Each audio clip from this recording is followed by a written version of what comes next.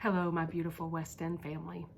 I have an important announcement to share with you this morning, and I decided it would be easier to share it with you a little more personally by video rather than just by writing. As many of you know, the Center for Disease Control made an announcement earlier this week about vaccinated people wearing masks.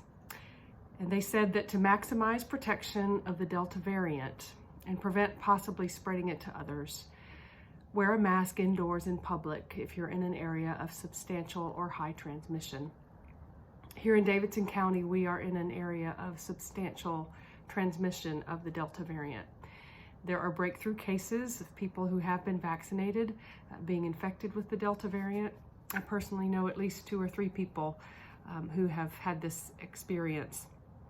And so, in consultation with our task force for reopening, our wonderful, faithful experts, medical, psychological, and legal experts who gather together regularly to guide us in our decision-making around this pandemic, we are asking that everyone over the age of 2 return to wearing a mask when we gather in common places, in the sanctuary, in the hallways, in the church.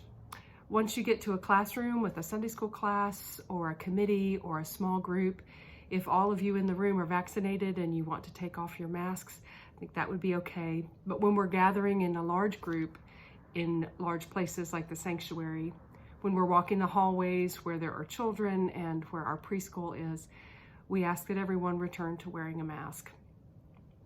Friends, I know this is very disappointing and frustrating.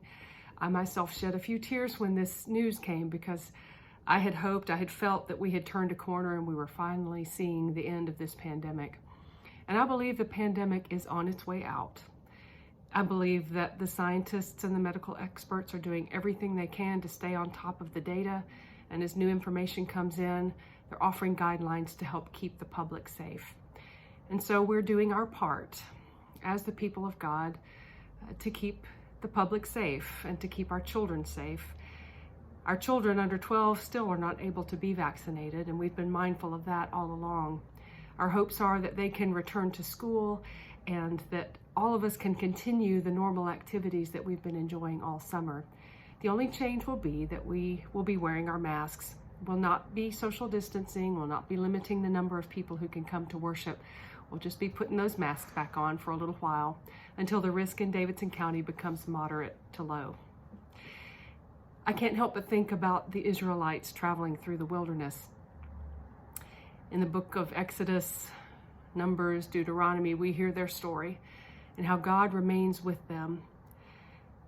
We thought perhaps we were peeking into the promised land over these past months and seeing the end of this pandemic. But it's still with us, and we still have to trust in God, knowing that God will provide for us, that we are still going to be able to worship and be together and celebrate all the goodness of God all around us. Thank you for doing everything you can to keep our community safe and healthy. May the peace of Christ be with you.